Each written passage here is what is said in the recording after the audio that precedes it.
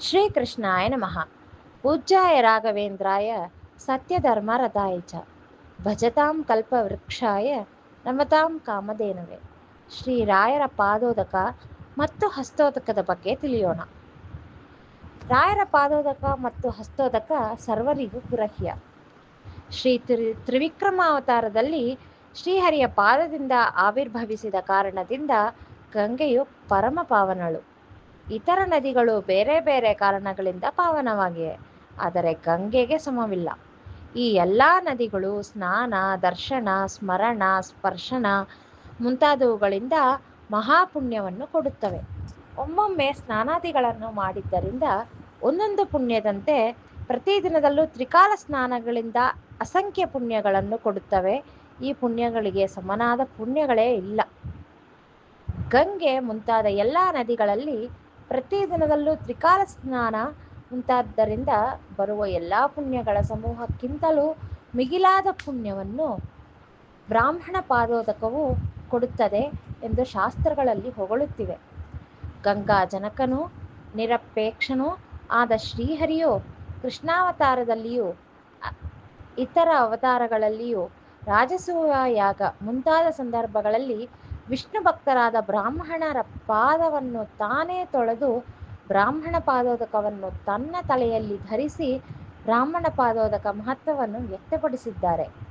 ಶ್ರೀ ಗುರುರಾಜರ ಮೂಲ ಬೃಂದಾವನದಲ್ಲಿ ಶ್ರೀಹರಿಯು ಬ್ರಹ್ಮಾದಿ ಸಕಲ ದೇವತೆಗಳು, ಗಂಗಾದಿ ಸಕಲ ತೀರ್ಥಾಭಿಮಾನಿ ದೇವತೆಗಳು ಸನ್ನಿಹಿತರಾಗಿದ್ದಾರೆ. ಆದ್ದರಿಂದ ಬೃಂದಾವನಕ್ಕೆ ಅಭಿಷೇಕ ಮಾಡಿದರೆ ಆ ಅಭಿಷೇಕ ಜಲಕ್ಕೆ ಬೃಂದಾವನದಲ್ಲಿ ವಿಶೇಷ ಸನ್ನಿಧಾನ ಉಂಟಾಗಿರುತ್ತದೆ ಎಂದು ಹೇಳಲಾಗುತ್ತದೆ. ಗಂಗಾದಿ ಸಕಲ ತೀರ್ಥಾಭಿಮಾನಿ ದೇವತೆಗಳ ಸಂಪರ್ಕದಿಂದ ಆ ತೀರ್ಥಗಳಂತೆ ಪಾವನತ್ವವು ಆ ತೀರ್ಥಾಭಿಮಾನಿ ದೇವತೆಗಳಿಗಿಂತ ಉತ್ತಮರಾದ ಶ್ರೀ ಹರಿ ಬ್ರಹ್ಮ ಮುಂತಾದ ದೇವತೆಗಳ ಸಂಪರ್ಕದಿಂದ ಗಂಗಾದಿ ತೀರ್ಥಗಳಿಗಿಂತ ಅಧಿಕ ಪಾವನತ್ವವನ್ನು ಬರುತ್ತದೆ. ಪರಮ ಪಾವನನಾದ ಶ್ರೀಹರಿಯು ಹೃದಯ ಕಮಲದಲ್ಲಿ ಧ್ಯಾನಿಸುತ್ತಿರುವ ಭಗವದ್ ಭಕ್ತರ ಶರೀರ ಸಂಪರ್ಕದಿಂದ ಗಂಗಾದಿ ಪುಣ್ಯ ನದಿಗಳು ಕೂಡ ಪಾವನವಾಗುತ್ತದೆ ಎಂದು ತೀರ್ಥೀಕುರುವಂತಿ ತೀರ್ಥಾನಿ ಸ್ವತ್ಮಾಸ್ಥೇನ ಗದಾಭೃತ್ ಎಂದು ಶ್ರೀಮದ್ ಭಾಗವತದ ವಾಕ್ಯ ಹೇಳುತ್ತದೆ. ಆದ್ದರಿಂದ ಶ್ರೀಹರಿಯನ್ನು ನಿತ್ಯ ನಿರಂತರ ಸ್ಮರಿಸುತ್ತಿರುವ ಶ್ರೀ ಗುರುರಾಜರ ಪಾದೋದಕವು ಸಕಲ ಪುಣ್ಯ ನದಿಗಳಿಂದ ಬರುವ ಪುಣ್ಯಕ್ಕಿಂತಲೂ ಅಧಿಕ ಪುಣ್ಯವನ್ನು ಕೊಡುತ್ತದೆ. ಇತ್ಯಾದಿ ಕಾರಣಗಳಿಂದ ಸಕಲ ನದಿಗಳಿಂದ ಬರುವ ಪುಣ್ಯಕ್ಕಿಂತಲೂ ಹೆಚ್ಚಿನ ಪುಣ್ಯವನ್ನು ಶ್ರೀ ಗುರುರಾಜರ ಪಾದೋದಕವು ಕೊಡುತ್ತದೆ ಎಂದು ಸಿದ್ಧವಾಯಿತು. ಆಧ್ಯಾತ್ಮಿಕ ತಾಪ, ಆಧಿಭೌತಿಕ ತಾಪ, ಆಧಿದೈವಿಕ ತಾಪ ಎಂದು ತಾಪವು ಅಂದರೆ ಕಷ್ಟವು ತ್ರಿವಿಧವಾಗಿದೆ. ದೇಹದೊಳಗೆ ರೋಗಗಳಿಂದ ಏರ್ಪಡಿಸುವ ತಾಪವು ಆಧ್ಯಾತ್ಮಿಕ ತಾಪವೆನಿಸುತ್ತದೆ. ದೇಹದ ಹೊರಗೆ ಕೋಲು, ಕತ್ತಿ ಮುಂತಾದವುಗಳ ಹೊಡೆತದಿಂದ ಏರ್ಪಡಿಸುವ ತಾಪವು ಆಧಿಭೌತಿಕವೆನಿಸುತ್ತದೆ. ದೇವತಾ ಕೋಪದಿಂದ ಏರ್ಪಡುವ ಅತಿವೃಷ್ಟಿ, ಅನಾವೃಷ್ಟಿ, ಅತಿ ಬಿಸಿಲು ಮುಂತಾದವುಗಳಿಂದ ಬರುವ ತಾಪವು ಆದಿದೈವಿಕ ತಾಪಗಳಾಗುತ್ತದೆ. ಈ ತ್ರಿವಿಧ ಪಾಪಗಳು ಎರಡು ವಿಧವಾಗಿದೆ. ಏಕಾದಶಿ, ಉಪವಾಸ ಮುಂತಾದವುಗಳಿಂದ ಏರ್ಪಡಿಸುವ ಆಧ್ಯಾತ್ಮಿಕ ತಾಪಗಳು, ಪಂಚಾಗ್ನಿ ತಪಸ್ಸು ಮುಂತಾದವುಗಳಿಂದ ಏರ್ಪಡಿಸುವ ಆದಿಭೌತಿಕ ತಾಪಗಳು. ದೇವತೆಗಳು ನಮ್ಮನ್ನು ಪರೀಕ್ಷಿಸುತ್ತಿರುವಾಗ ರಂತಿದೇವ ಮುಂತಾದವರಿಗೆ ಬಂದಂತೆ ಬರುವ ಆದಿದೈವಿಕ ತಾಪಗಳು ಮನಸ್ಸಿನ ನೈರ್ಮಲ್ಯಕ್ಕೆ ಕಾರಣವಾಗಿ ಪರಂಪರೆಯಿಂದ ಮೋಕ್ಷಕ್ಕೆ ಕಾರಣವಾಗುತ್ತದೆ. ಆದ್ದರಿಂದ ಇಂತಹ ತಾಪತ್ರಯವು ಉತ್ತಮ ತಾಪತ್ರಯವು. ಇದಕ್ಕೆ ವಿಪರೀತ ತಾಪತ್ರಯವೂ ದುಷ್ಟ ತಾಪತ್ರಯವೂ ಅನಿಸುತ್ತದೆ. ಭಕ್ತರಿಗೆ ಬಂದ ಇಂತಹ ದುಷ್ಟ ತಾಪತ್ರಯವನ್ನು ಶ್ರೀ ಗುರುರಾಜರ ಪಾದೋದಕವು ನಾಶ ಮಾಡುತ್ತದೆ.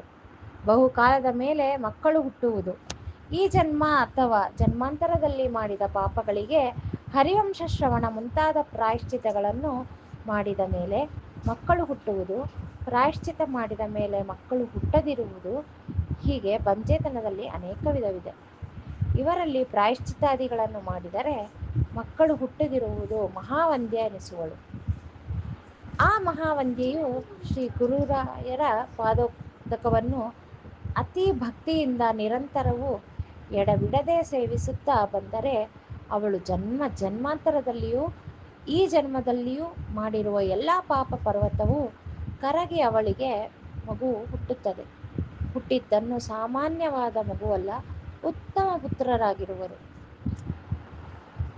ಜನ್ಮಾಂತರೀಯ ಪಾಪಗಳಿಂದ ಹುಟ್ಟುವಾಗಲೇ ಕೆಲವರು ಅಂಗಹೀನರಾಗಿ ಹುಟ್ಟುವರು, ಅಥವಾ ಈ ಜನ್ಮದಲ್ಲಿ ಮಾಡಿದ ಪಾಪಗಳಿಂದಲೂ ಅಂಗಹೀನರಾಗುವುದುಂಟು. ಇಂತಹ ವ್ಯಕ್ತಿಗಳು ಶ್ರೀ ರಾಘವೇಂದ್ರ ತೀರ್ಥರ ಪಾದೋದಕವನ್ನು ಸೇವಿಸುತ್ತಾ ಬಂದರೆ ಅವರ ಪಾಪವೆಲ್ಲ ದೂರವಾಗಿ ಪುನಃ ಅಂಗಾಂಗಗಳು ಬರುತ್ತವೆ.